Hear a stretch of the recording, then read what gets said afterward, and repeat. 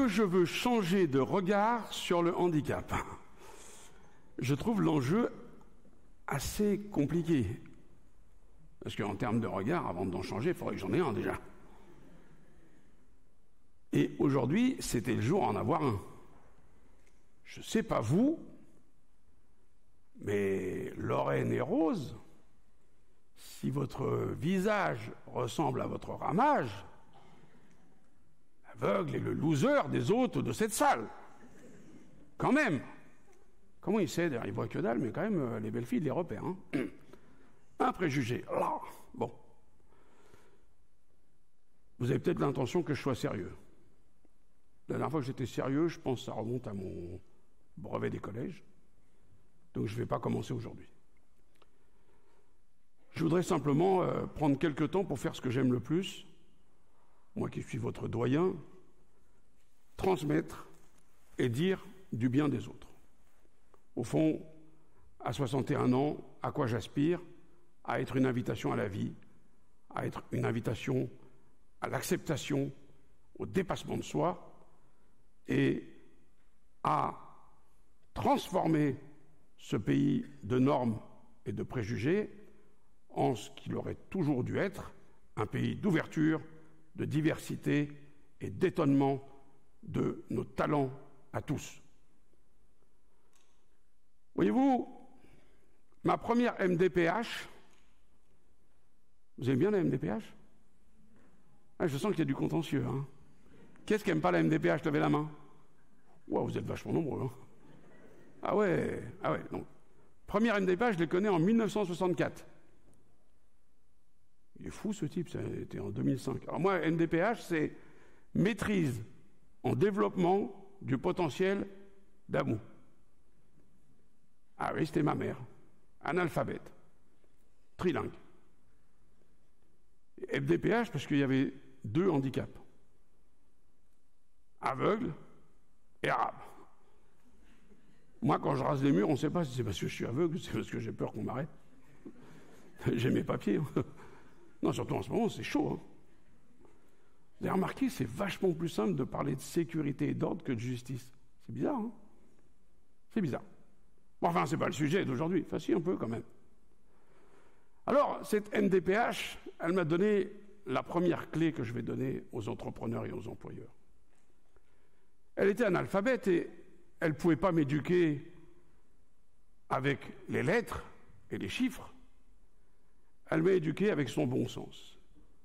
Et elle m'a donné une première clé en me disant, écoute mon garçon, je ne pourrai pas t'aider, je ne sais pas ce que tu vas devenir dans la vie, mais il y a une chose que tu dois savoir. C'est qu'à chaque fois que tu vas monter, je vais te pousser. Et à chaque fois que tu vas tomber, je vais te porter. Et cette assurance-là, elle a fait qu'à chaque fois que je suis monté très haut.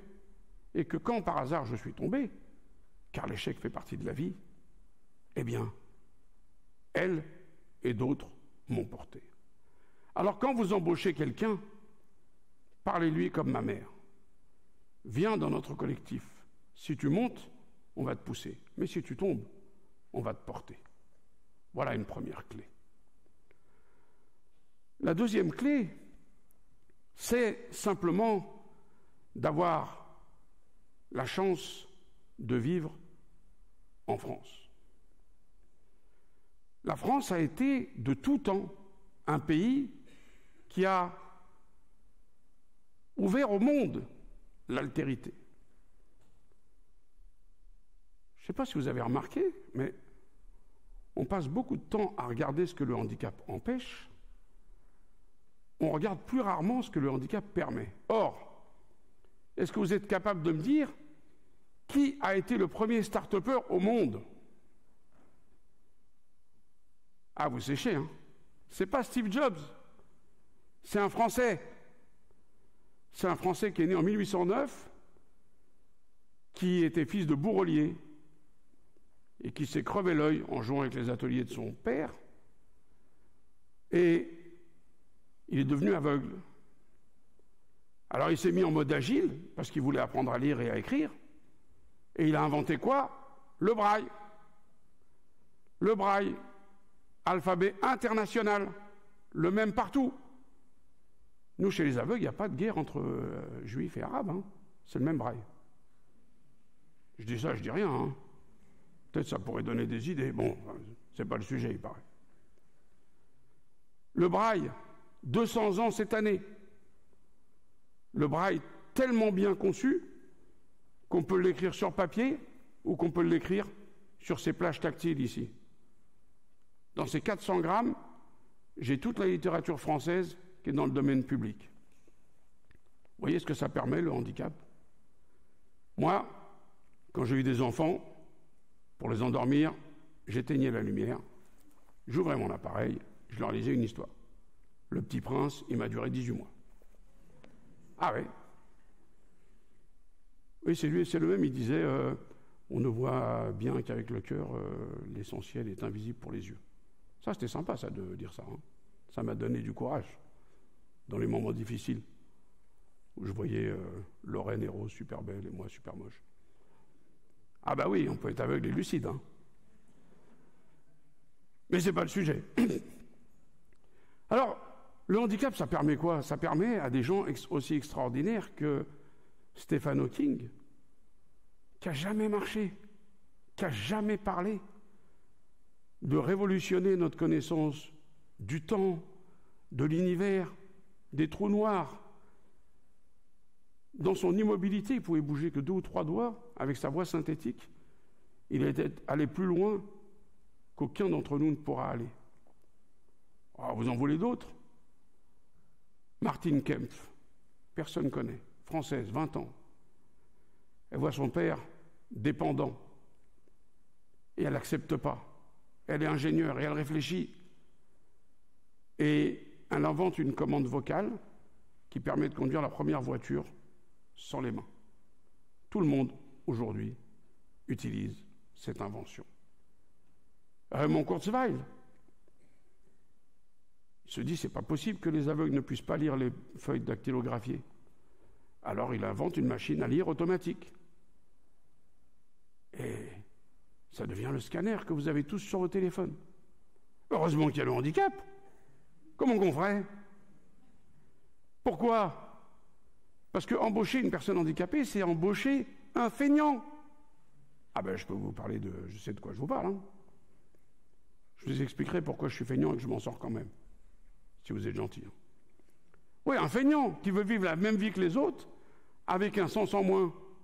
Mais il faut qu'il soit bigrement intelligent pour développer toutes les compensations, pour développer toute l'intelligence permettant de vivre la même vie avec un sens en moins. Alors moi, mon secret, mais vous ne le répétez pas, hein, je fais bosser les autres. Ben oui. J'ai été ingénieur, puis j'ai eu mon premier boulot, puis je voyais bien que tout n'était pas complètement accessible, déjà à l'époque. Alors je me suis porté candidat pour former les stagiaires. Ben, les stagiaires, ils étaient tous super bien formés. Ils venaient des grandes écoles. Donc c'était un gentleman agreement, un deal, comme dit mon ami Trump, le copain de la diversité, là. Ah ouais, Trump se trompe. Et vous la reprenez, ça, la Trump se trompe, il nous trompe, c'est bien ça. Oui, les stagiaires, c'est vachement pratique, parce que c'est intelligent, ça veut apprendre, puis ça fait tout ce que vous ne pouvez pas faire. Donc, avec un stagiaire, je faisais largement mon poste. Donc j'avais des bonus. Et là, je ne les partageais pas, il ne faut pas déconner non plus. Alors, c'est comme ça que j'ai pu faire tout un tas de métiers totalement inaccessibles à un bigleux. Parce qu'à mon époque, pour les bigleux, vous avez kinésithérapeute. Bon, il fallait aimer toucher les moches. Non, c'est pas gentil, ça. Non, c'est pas bien. Non, il fallait avoir un toucher efficace, c'est ça que je veux dire. Ou alors, pianiste. Il y avait trop de concurrence, puis moi, Gilbert Montagnier, je ne sais pas faire le balancement comme il fait. Là. Ou alors, vous aviez de standardisme, j'avais peur d'avoir mal aux oreilles. Donc, j'ai fait tous les métiers qui étaient interdits, que moi, je ne savais pas que c'était interdit. C'est comme ça que j'ai fait trader. Alors, trader, c'est vachement bien, hein. C'est un métier, t'achètes, tu vends. T'appelles un mec, tu lui dis, ouais, ça va monter, faut que t'achètes tout de suite. L'autre, tu lui dis, ça va baisser, il faut que tu vendes. Puis toi, tu prends la différence. Ah ben, voilà. Puis comme c'était difficile, je me suis dit, je vais essayer de réussir sans talent, alors j'ai fait de la politique. Ah ben oui, c'est un métier, vous voyez bien, on réussit sans talent. Non, c'est pas pour vous, Sandrine, hein. Vous en avez vachement. Non, c'est vrai. On peut vraiment applaudir Sandrine, puisqu'elle fait un boulot de tous les diables à la région.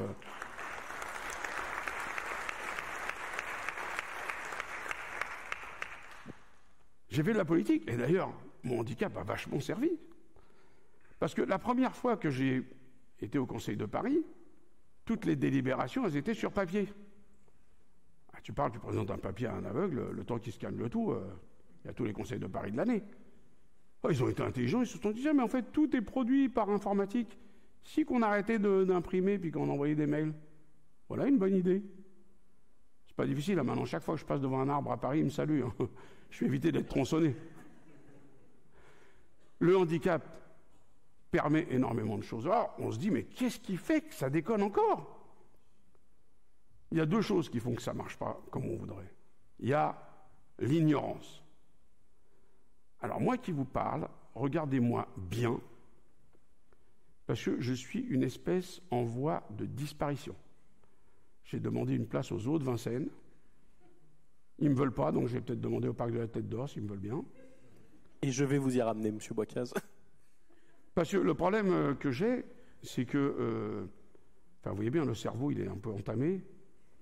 Les yeux, ils marchent bien, c'est la connexion entre le cerveau et les yeux, ça ne marche pas. Peut-être l'année prochaine, il y aura du Bluetooth, hein, je ne pourrai plus faire que l'arabe, plus l'aveugle, c'est terminé, bon. Mais donc, en fait, des gens comme moi, il n'en naîtra plus, parce que c'est un gène qui est buggé, et en fait, ils l'ont détecté, ils savent lequel c'est, ils peuvent corriger la protéine qui est mal codée. Donc, les aveugles, ça n'existera bientôt plus. Les sourds non plus. Les paralysés non plus.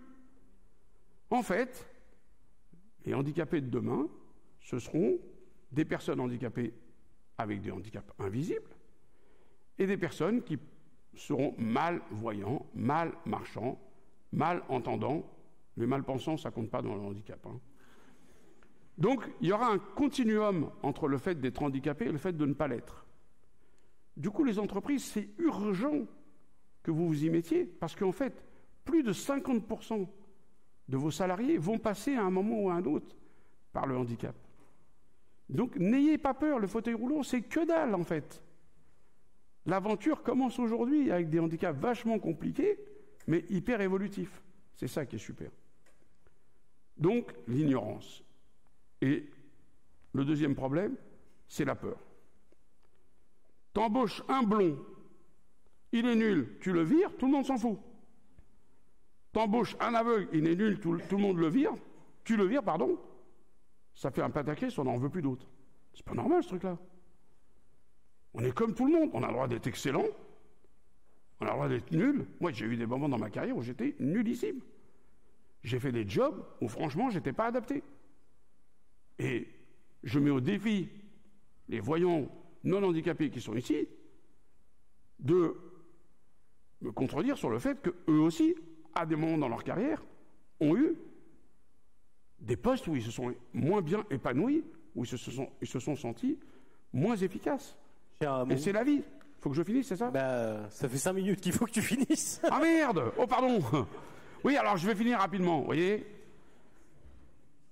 Je suis maintenant directeur général d'une boîte qui lutte contre les préjugés et on a fait un logiciel qui s'appelle Zest et qui permet, avec des vidéos et des exercices, de se faire une culture sur le handicap et de voir comment ça fonctionne.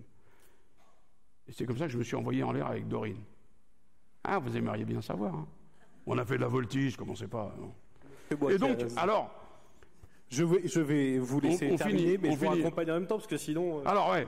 Donc, dans ce truc-là, il y a Michael Jérémias qui nous fait une interview et qui nous dit « Eh, heureusement que je suis handicapé, parce que t'es dit, c'était mon jeu de jambes qui ne marchait pas. » Vous voyez? Donc voilà, pour conclure, le 27 mai 1894, naissait Louis-Ferdinand Céline, puisse cette réunion être le terminus de notre voyage au bout de la nuit de l'exclusion.